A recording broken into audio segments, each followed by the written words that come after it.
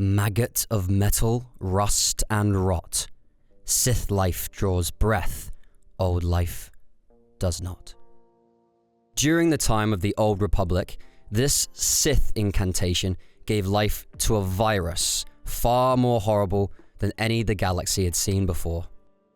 The work of Sith Lord Darzu, this nightmarish dark side plague caused its victims to develop metallic tumors which would rapidly spread and transform the victim into a Technobeast.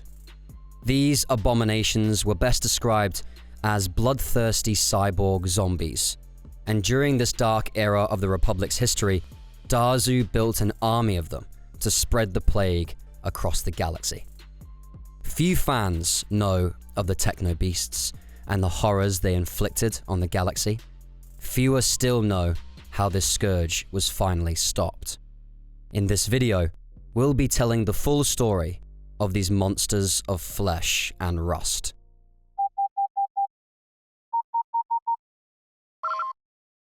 Attention, Sergeant on deck! As we're sure you know, the Sith Lords weren't the only students of the dark side in the galaxy. But there was one core element of their philosophy and practices that set them apart from other Darksiders: their manipulation of life itself. The Dark Jedi that went on to become the first Sith Lords used dark side alchemy to warp living creatures into monsters, creating massive abominations known as Leviathans that fed off the living force. When the last of these Dark Jedi assimilated with the Sith purebloods, they merged their alchemical techniques with those the Sith had developed on their own, discovering new and exciting ways to make a mockery of nature. The first monsters created by these Sith Lords, and those created by their many successors, were known as Sithspawn. Most of the alchemical work performed by the ancient Sith involved either simple weapons or living things. The most common products of these rituals were the enhanced swords wielded by Master warriors and the terrifying war beasts they rode into battle. But in the time of the ancient Sith, a handful of alchemists took a crack at merging these two fields of Sith alchemy, seeking to create Sithspawn out of machines instead of organic beings. The technique they developed allowed them to manipulate droids and computers in the same way most Force users could manipulate the minds of organics. In its highest form, it could be used to create cyborg monsters, called Technobeasts. This technique was called mechu-deru. Fortunately for the galaxy, mechu-deru and the creation of Technobeasts remained niche topics of study in the ancient Sith Empire, and they quickly faded into obscurity. Mechu-deru didn't resurface until about 5,000 years after its creation. By that point, the galaxy was a much different place. The year was around 1250 BBY. The original Sith Empire was long gone, and many others had risen and fallen since. For over 7 centuries, the galaxy had been caught up in the new Sith Wars, a chaotic, never-ending battle between the beleaguered Republic and the new Sith, a patchwork of petty Sith factions that fought each other as much as they fought the Republic and the Jedi. Much of the galaxy was in a state of anarchy, with the Republic too weak to project power into most of the Rim, and the Sith too disorganized to build an actual empire.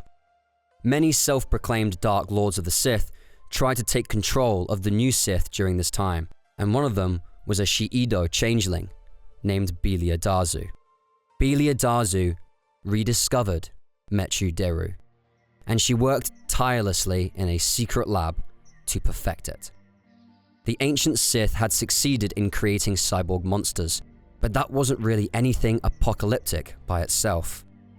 But Darzu got creative with it. She turned mechu-deru into a plague, using the Technobeasts to spread it throughout the galaxy by infecting organics with a nanogene virus. She called this improved technique mechu-deru Vitae and released it into the wild, creating an army of Technobeasts bound to Darzu's will. When it came into contact with an organic being, the nanogene spores would begin cannibalizing their bodies, converting living tissue into ragged sheets of metal.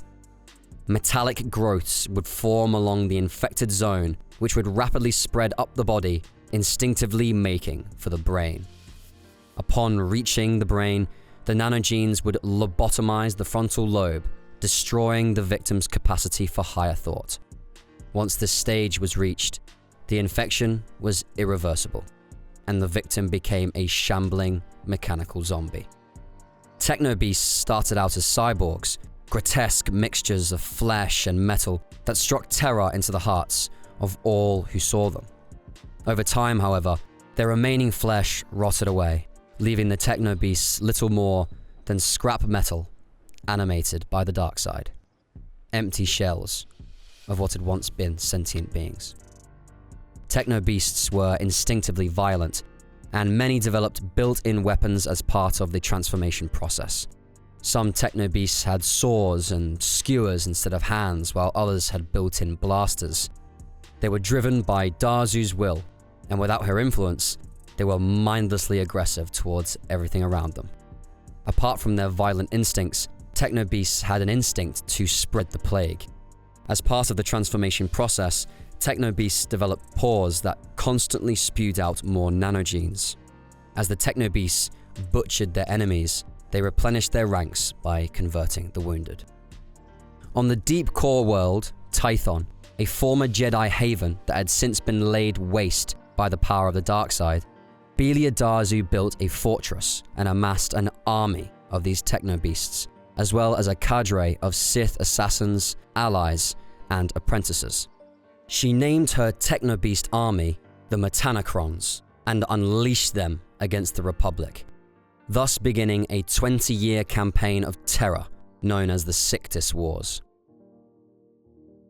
The Sictis Wars followed the same general pattern as nearly all of the new Sith Wars. A new Dark Lord rose using some unique brand of dark side horror they'd cooked up, amassed an army of followers, kicked the Republic's teeth in, and then died, leaving their empire to disintegrate. From 1250 BBY to 1230 BBY, Darzu united the new Sith under her banner, converting all who refused to join her into Technobeasts. Her army of Metanacrons wreaked havoc across the galaxy, killing or converting millions and spreading terror wherever they went. At this point in the new Sith Wars, the Jedi Order was pretty much the only thing propping the Republic up, and many of those who fought on the front line against the Technobeasts were Jedi. The Jedi had an easy time destroying the Technobeasts, which were extremely vulnerable to all sorts of force-based attacks, but they had a much harder time containing the nanogene plague that converted a number of Jedi. The Jedi did discover a few methods of combating the virus, however. The nanogenes could be killed with extreme heat, and if infected parts of the body were amputated before the nanogenes could spread to the brain, the victim could be saved. The Jedi also found ways to slow the spread of the nanogenes through the power of the Force.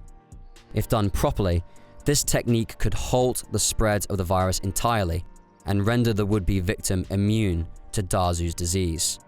One Jedi who was infected with the Technobeast virus was able to perform this technique on himself, preventing the nanogenes from reaching his brain even after most of his body had been converted.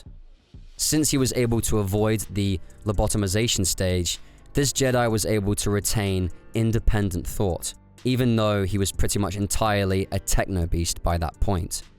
Known to the public as the Technobeast Jedi, he became a hero of the Sictis Wars, serving the Republic for decades despite his condition. Darzu and her Technobeasts wreaked havoc across the galaxy, but her reign of terror ended abruptly in 1230 BBY when Darzu was assassinated.